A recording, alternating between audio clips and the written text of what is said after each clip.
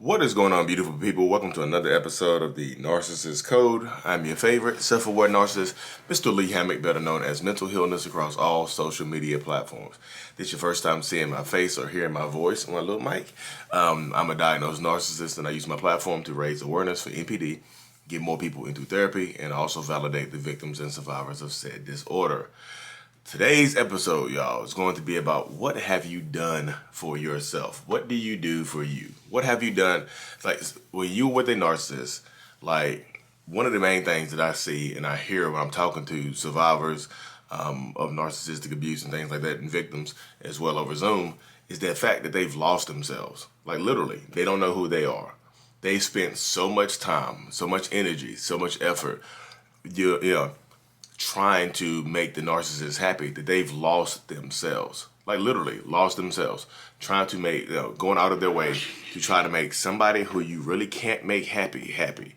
Like, literally losing themselves completely. So I asked the question, what have you done for yourself lately? What? You have to answer that question, y'all. I feel like you need to answer that question. You have to answer it with some type of detail and with some type of, with some type, you have to get serious with that question, because so many, like, you've done so much for this person. For what gain? What are you gaining? What's the gain right here, y'all? I'm a very analytical, logical person. There needs to be a net positive for relationships in my mind. For any type of relationship in my mind to work, there needs to be a net positive. What's the net positive here when you're dealing with a narcissist? Like, look at all the stuff that you've given up. I need to know what you've gained. Look at all the stuff you might have had to give up. Your friends, your family, your job, your home, your personality, your body. Sometimes you gain, lose weight. Sometimes you give birth. Sometimes the stress makes you gain weight. If you get a narcissistic woman pregnant, sometimes it makes you stress. It makes you gain weight. What have you given? Look at all the stuff that you've given up. And to gain what exactly? This person, you gave all of that up for this person. For what? Again, y'all, I need to know. I need to know it. Seriously, because like narcissists are going to take, give a little, take, give a little more, take. That's the dynamics of the relationship and how it typically goes right there. They take. What are you gaining, y'all? What is the point here? What is the point of this relationship? I need to know. Are you gaining love? Are you gaining affection? Are you gaining financial stability? Because most times it's financial abuse. What are you gaining? What's the net positive here? Because so many people, like, you're giving up so much for this relationship. Like, this is the only person in the world for you, and that's the whole thing right there. Narcissists want you to convince you that they are the only person in this world for you. That nobody else will want you, that nobody else will put up with you, that you're not attractive, you're not as smart as you think you are, you're not as good looking as you think you are, you're too heavy, you're too skinny, blah blah blah, boo, boo boo bee boo, boo bee bee bee bee. Y'all know how it goes. So again, what are you gaining? Because so many people, like, I feel like these relationships with narcissists, a lot of them are losses. And I know people are going to say, Lee, what is your wife gaining? She stay with you. Why can't we just stay with our significant other? My wife is gaining stability, and so I'm not the same as other narcissistic people. Am I still a narcissist? Yes, but I'm willing to work on myself and look in the mirror and take accountability for the stuff that I've done and the stuff that I've said and the stuff that I probably am going to do. We're not all perfect, y'all. You think narcissists think they're perfect? No, we don't think we're perfect. We think we're incomplete. That's why narcissists don't think that they are perfect. They think we know that we are incomplete. This is why we have to seek out supply. We know we are incomplete. There's a hole inside of us that we're trying to fill. So we're trying to make ourselves happy. So we keep changing things around, trying to do this to make ourselves happy, trying to do that to make ourselves happy, change relationships, changing everything around. And then you, as a survivor or somebody who loves the narcissist, you are doing the same thing. You're trying to make us happy to the detriment and to the loss of yourself. You struggle. You do. And I know people are going to be like, you struggle parenting, you struggle with everything, y'all. This is not just like your unhappiness with a narcissist or a toxic person. it bleeds into other aspects of your life. It doesn't just stay inside the parameters of your relationship. It bleeds into everything else. It just does. So again, if you're dealing with a narcissist, toxic person, or whomever, understand that it's going to bleed into every other aspect of your life. It just is. And that's the mindset of it right there, y'all. So I need people to know, like, what are you gaining? What are you gaining here? What's the gain? What's the positive? You know, look at all the stuff you had to give up. You know, so what are you doing for yourself? So many people get lost in these relationships. You get lost into them because you try to make the other person happy while sacrificing so much of yourself, sacrificing so much of your time, so much of your effort, energy, love, everything. Sacrificing so much of your life for what, y'all? To attempt to make this person happy. They cannot truly be happy. They can't experience joy. When I say that, people are like, oh, they can't experience joy. That makes me so sad. It makes me want to love them harder. Don't love them harder because you're loving yourself less. The harder you love them, the less you're going to love yourself. That's just it. So that is it right there. What are you gaining right here? What's the positive? What have you done for yourself? I know so many people out here haven't done anything for themselves lately. So when are you going to start doing things for yourself?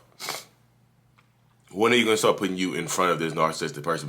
Because typically, when you are with a narcissist, you put them in front of yourself. You start doing stuff for them as opposed to doing stuff for yourself. You know, instead of taking some time for yourself, you give it to the narcissist, trying to make them happy. Understand that, like, you're damned if you do, you're damned if you do, and you're damned if you don't with a narcissist. You just are. If you do too much for a narcissist, they won't appreciate it. If you don't do anything for a narcissist, then you're useless. That's how they talk. That's how they talk to you. You give them a gift, they don't want it. You don't give them a gift, you're useless. You're a terrible person. You're damned if you do, and you're damned if you don't with a narcissist. Either way, if you do or you don't do it, you're going to get in trouble anyway. If you're on my podcast, I did the finger quotes. Trouble, finger quotes. I had to say finger quotes all out. Trouble with a narcissist if you don't do what they want you to do. You know, if you don't do something for them, or even if you do something for them, you're going to get in trouble. So this is my advice to you in that situation. Like, what do we do? Like, if I give them a gift, they get mad. If I don't give them a gift, they get mad. What do I do? Do which one makes you happy. If giving gifts makes you happy regardless of their reaction, then you do that. If not, wasting your time going out shopping for something specific for them, just to, throw in a closet, and never wear or never use, do that. Don't waste your time. Do what makes you happy. What have you done for yourself? Like, literally. You know what I mean? Literally. Sometimes narcissistic people don't even like to clap cheeks no more, so you might have to clap your own cheeks. Do something for yourself. You know what I mean? Self-clapper. Self-clapper. Self-cheek clappers. You don't have to do that in a marriage or long-term relationship. But look, I'm just telling you that if you stay in a relationship like this is your life, y'all. This is pretty much it right there. So if you stay in it, so I want people to win. I think people don't understand how much I want people to win, but I really, really do. That's why I get my supply that so many people are mad for. So many people are mad at me because I get supply from online, but only when I help people win. Y'all think I like sitting here, like I'm sitting here in my office, just like smiling when one of y'all send me a text message or send me a message on Instagram. It's like, I went back and I lost. Y'all think I like that? You think I like that right there? No, I don't like that. I feel like I feel like I'm losing. When y'all lose, I feel like I lose. So sometimes I have to go no contact with some of y'all because y'all even hurt me. Because I want y'all to win. So when y'all lose, it affects me. I get connected to people that I shouldn't be connected to. Therapy gonna help me with this one, y'all. I gotta go back to therapy, honestly. My therapist had a baby, so I haven't been in there. Y'all had noticed a sporadic behavior from me. I haven't been in therapy for a few months now, because my therapist has actually had a baby. But guess what? I'm back in here next week. So I'm back, y'all. I got some trauma dumping to do. Ooh, I'm telling you. But yeah, what have you done for yourself? Go do it. So this is today. Like, I'm gonna wrap this up real quick, y'all. This is today's homework right here. Go do something for yourself. Go do something to make yourself happy. Give yourself 30 minutes to an hour today just for you. Turn your damn phone off. The narcissist is not gonna respond to you anyway. So go and turn your phone off for a little bit. Relax, chill. Take some deep breaths. Understand that this is not your life. This does not have to be the future. This does not have to be the end of your life. Choose your hard. It's gonna be leaving and staying. Leaving is staying. Y'all, it's too early in the morning. Leaving is hard.